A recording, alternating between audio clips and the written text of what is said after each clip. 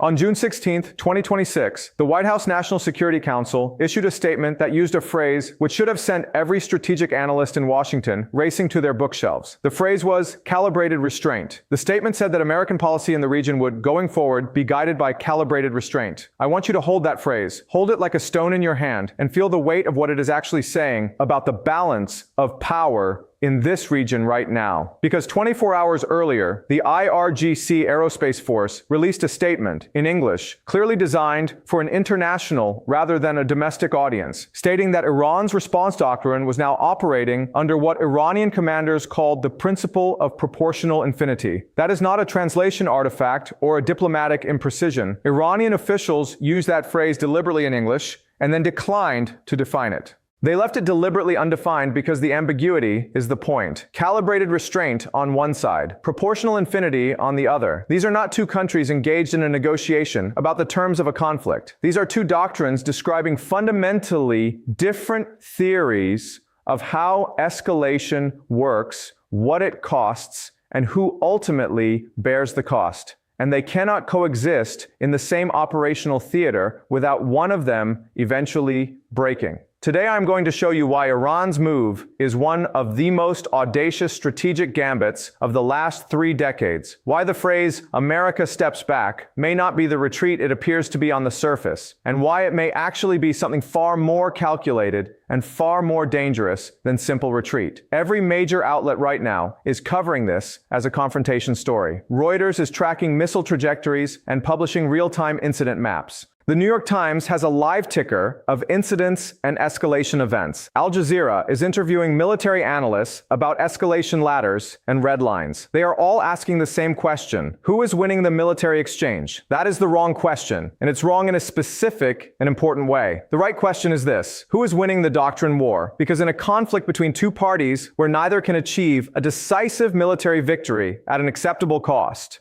the party whose doctrine forces the adversary to make the first impossible choice wins the strategic contest, regardless of what the missile count or the sortie number says. In the next 20 minutes, I'm going to walk you through what I call the doctrine of impossible choices. I'm going to explain where this concept comes from, why it is the most relevant analytical framework for understanding what Iran is doing right now in this region, and why America steps back may not be weakness. It may be America discovering, possibly for the first time in this conflict, that it is the party facing the impossible choice. That is a profoundly different situation than America choosing to show restraint from a position of unchallenged strength. Let me start from the historical and conceptual foundation. The phrase Samson Option was originally coined to describe Israel's nuclear doctrine, the strategic posture that a state facing genuine existential destruction would choose to bring catastrophic consequences down on its adversaries, even at the cost of its own survival. The way the biblical Samson pulled the pillars of the Philistine temple down on himself and his enemies simultaneously. The political scientist Seymour Hersh used it as a title, and the concept entered strategic vocabulary as shorthand for a deterrence posture that says, you can destroy me, but you cannot destroy me without destroying yourself. The cost of victory is the victory itself becoming worthless. Iran does not have nuclear weapons, and building them would trigger consequences that would immediately and catastrophically alter Iran's strategic situation. But Tehran has been constructing with remarkable patience and methodical sophistication over more than a decade, a conventional version of this same doctrinal logic. The genius of the construction, and I use that word with genuine analytical respect for the strategic intelligence behind it, is that it does not require actual mutual destruction to function as a deterrent. It only requires that the adversary believes that their own destruction is a probable outcome of full escalation. Belief does the work. The weapons are the evidence that provides the foundation for that belief. Think about the structural logic of this through the lens of one of history's most analyzed strategic thinkers. Thucydides, writing about the Peloponnesian War 2,500 years ago, identified what he called the 3 primary drivers of conflict: fear, honor, and interest. What Iran has done over the past decade is construct a strategic position that makes all 3 of those drivers operate simultaneously against escalation for its adversaries. The fear of what full escalation would cost in blood, treasure, and economic disruption. The honor problem of being seen to have initiated a war that ends badly or inconclusively. The interest calculation that the economic and political cost of a protracted campaign against a dispersed, hardened, proxy-extended adversary exceeds any achievable strategic objective by a margin that no democratic government can justify to its voters. The doctrine of impossible choices is the logical extension of this Thucydidean insight. You do not need to defeat your adversary militarily. You need to ensure that every credible path your adversary might pursue leads to an outcome that is worse for them than not pursuing it. When you achieve that structural condition, your adversary does not step back out of weakness. They step back because you have systematically removed all the paths forward that were worth taking. The retreat is strategic recognition, not strategic failure. And recognizing that distinction is the difference between understanding the situation and misreading it dangerously. Now let me show you the 5 concrete evidence pillars that this doctrine is precisely what Iran has been constructing, and why the current moment represents its most publicly visible deployment. Evidence number 1, the choke point architecture and what it means for the impossible choice calculation. The Strait of Hormuz handles approximately 20% of the world's traded oil on any given day. That number deserves to sit in silence for a moment before we continue. 20%, not of Gulf oil or Middle Eastern oil, of all oil traded on global markets. The strait is 4 kilometers wide at its narrowest navigable point. Iran's geographic position, with its coastline running along the entire northern shore of the strait and the Gulf of Oman, means that any serious military campaign against Iran carries with it an automatic and immediate variable in the cost-benefit calculation. What happens to that passage? Iranian officials have referenced the strait explicitly in public statements dozens of times over the past 2 years. They are not making a threat in the theatrical sense. They are identifying a variable in the impossible choice equation. Any American military planner running the numbers on a full-scale campaign against Iran must build into their cost-benefit analysis the economic consequences of a disrupted or effectively closed strait. Those consequences, a global oil price spike, inflation in every economy that imports energy, and the political costs to whoever is in power in Washington when those consequences materialize, are not abstract. They are enormous, and they are precisely calculated. Evidence number 2. The proportional infinity doctrine itself, and what it most likely means in operational practice. Let me tell you what that phrase almost certainly means in terms of how Iran intends to use it, because the Iranian government has declined to define it, and that silence is deliberate. In standard deterrence theory, proportional response means you respond to a given attack with roughly equivalent force. Proportional infinity appears to mean something structurally different and strategically more destabilizing. That Iran's response to any attack is proportional not to the most recent specific attack, but to the cumulative total of all attacks, all previous strikes, all perceived historical grievances, which is by definition a running number that never reaches 0, and that Iran claims the right to respond to, in aggregate, at a time and place of its choosing, and at a scale commensurate with the total rather than the individual incident. This reframes every single military exchange as a line item in a balance sheet that Iran is keeping, and reserves the right to settle that balance sheet when conditions are strategically favorable for Iran to do so. You can see why this is destabilizing beyond the immediate military exchange. It removes the predictability that deterrence requires to function as a stable system. Evidence number 3, the proxy network's operational status across multiple documented theaters. This is documented fact rather than strategic assessment. The United Nations monitoring reports for Yemen, Lebanon, and Iraq, the reports produced by the respective expert panels,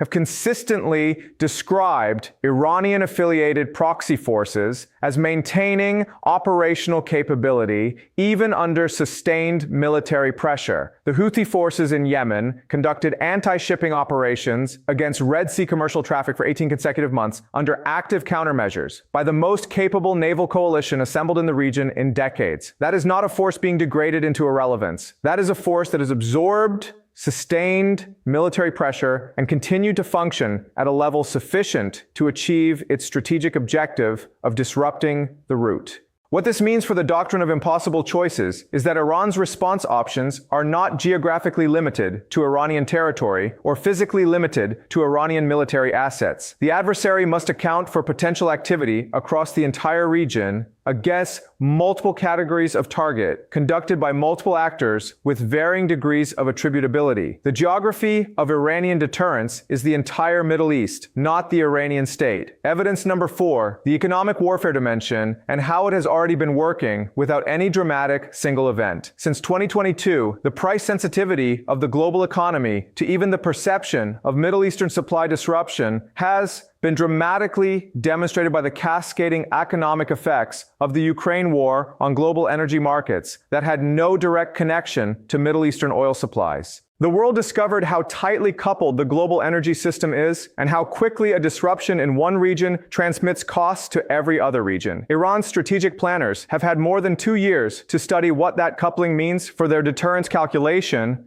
and they have clearly studied it seriously. A military campaign against Iran does not need to actually close the strait to cause significant economic disruption. The credible threat of disruption held continuously in reserve as a response option Iran has clearly developed the capability to execute is itself a functioning economic weapon. Shipping insurance premiums on tanker routes through the Gulf have been elevated, not for days or weeks, but for months. That elevation is not because the strait has been closed. That is the market pricing in the probability that it could be closed, and accepting the ongoing cost of that probability. The economic damage is occurring without a single tanker having been stopped. Evidence number 5, the domestic political dimension inside the United States and why Iran's strategists appear to have modeled it more accurately than American analysts have modeled Iranian will. The United States is operating in a political environment where energy prices are among the top 3 economic concerns, consistently identified by the median American voter. A military campaign that causes a significant oil price spike, oil price, against an existing backdrop of residual inflationary sensitivity among American households, carries domestic political costs that are real, measurable in polling, and potentially decisive in electoral terms. Iranian strategists read American polling data. They read American political commentary and congressional testimony. The phrase calibrated restraint, appearing in an official White House National Security Council statement, is not only a diplomatic signal to Tehran, it is a political signal to American voters that the administration is conscious of the cost function of escalation and is choosing not to pay it. Iran, I would argue with some confidence, predicted that phrase would appear before it did. They constructed the conditions that would produce it. Let me give you the strongest argument against this entire framework, because the Steelman is essential and because this particular Steelman is genuinely strong. The strongest case against the doctrine of impossible choices as a description of Iranian strategic behavior is this. It assumes a level of strategic coherence and deliberate centralized design that the Iranian decision-making system may simply not possess. Iranian decision-making is not monolithic and never has been. The IRGC, the Foreign Ministry, the Supreme Leader's Office, the elected government, the Revolutionary Guard's economic empire. These are not a unified actor pursuing a single coherent strategy. They are institutions with competing interests, different threat perceptions, different risk tolerances, and different domestic political constituencies. What appears from the outside as a carefully constructed strategic doctrine might actually be the emergent result of multiple competing internal factions, each pursuing their own institutional interests, none of whom is fully in control of the whole. The proportional infinity statement might reflect IRGC internal political positioning for domestic audiences rather than a considered national strategic doctrine. If that is true, then the doctrine war framing is significantly overstated, and America is not facing an impossible choice from a sophisticated adversary. It is facing the operational consequences of institutional incoherence in Tehran. That argument deserves genuine engagement. I want you to hold it honestly, but here is what it cannot explain. It cannot explain why the cumulative effect of Iranian actions, regardless of whether they are the product of unified strategic design or the emergent result of competitive factionalism, has consistently produced the specific outcome of elevating Iranian deterrence without triggering a decisive American military response. Even if every individual Iranian decision was made by a different faction for a different internal reason, the aggregate effect of those decisions has been coherent in the strategic direction it has pushed things. At a certain analytical point, the distinction between deliberate strategy and accidentally coherent institutional chaos matters less than the fact that the outcomes are consistently the same.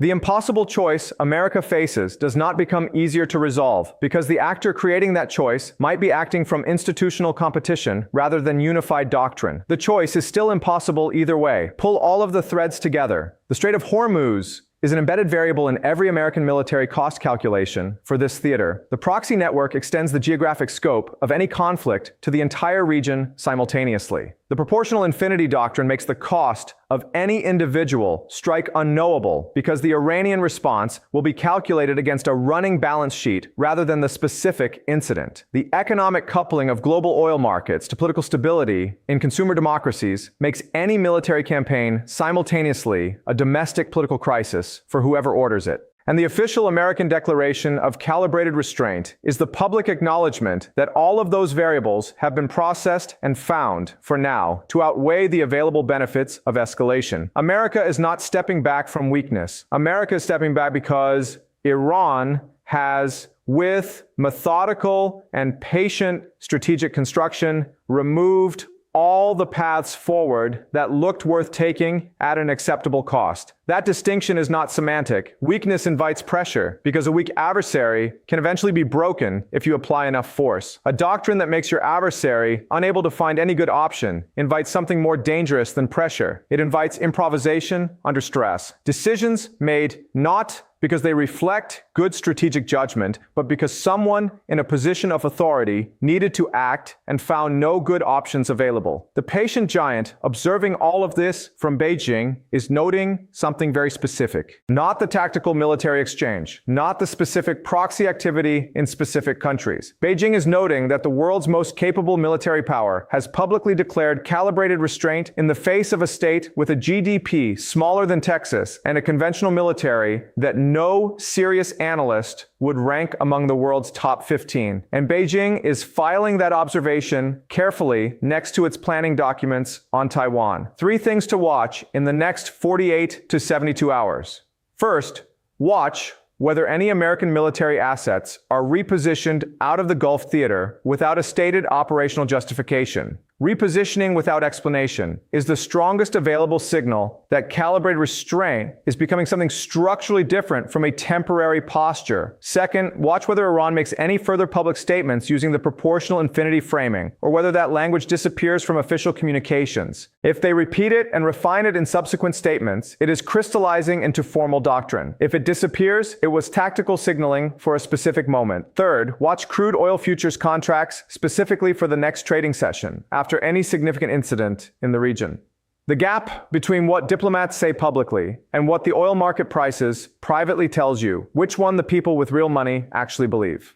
Your homework: read Thucydides' account of the Melian dialogue from the history of the Peloponnesian War. Free translations are widely available online, and the relevant section is short. Then read the full White House National Security Council statement on calibrated restraint that I referenced at the opening of this video, not just the clip that ran on the news. Put those 2 texts side by side and ask yourself whether the logic of the Athenian position in the Melian dialogue is the same logic or the opposite logic to what you see playing out in the current situation. Put your reading of that comparison in the comments. I want to be challenged on how I am reading the parallel, because the question that I cannot stop returning to is this one, and it is a question that I think has a genuinely uncertain answer. When the doctrine of the strategically weaker party succeeds in making the stronger party unable to find any good move, who is actually the weaker party? And does the answer to that question depend on the time horizon you are measuring across? There is a 6th dimension to the doctrine war that deserves explicit analysis, and it is the one that connects the Samson Option framing to the specific operational reality on the ground.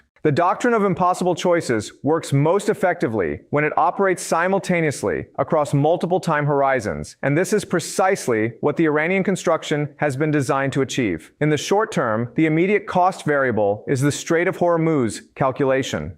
In the medium term, the cost variable is the proxy network's sustained pressure across multiple theaters. In the long term, the cost variable is the cumulative economic and political drain on adversaries operating in a persistent state of elevated defense expenditure and elevated regional risk. Each time horizon produces its own cost, and the aggregate of those costs across all three horizons is what the decision maker in Washington or in Jerusalem or in Riyadh must ultimately integrate into a single political judgment about whether continuation makes sense. What makes this multi-horizon cost structure strategically significant is that democratic political systems are structurally poorly equipped to aggregate costs across different time horizons. Short-term costs, the kind that appear in quarterly economic data and in monthly energy price reports, are highly visible and politically salient. Medium-term costs, the kind that accumulate in defense budgets and in the fatigue of sustained military operations over years, are less visible but still manageable within a normal political cycle. Long-term costs, measured in decades and generations, are almost invisible to political systems organized around four-year electoral accountability. Iran's doctrine, like the Vietnamese doctrine before it, has been constructed to impose the largest portion of its costs in the medium and long-term ranges, where democratic political will is weakest and where the calculation of whether to continue is hardest for democratic leaders to make compellingly to their publics. This is not an accident of Iranian strategic culture. It is a design feature. Consider also the specific way in which the phrase calibrated restraint functions in this framework. It is not primarily a signal to Tehran about American intentions, although it serves that function. It is primarily a domestic political signal to American voters that the administration understands the cost calculation and is exercising responsible judgment in not paying costs that are too high. That framing works in the short term. It shows political sophistication and avoidance of costly escalation.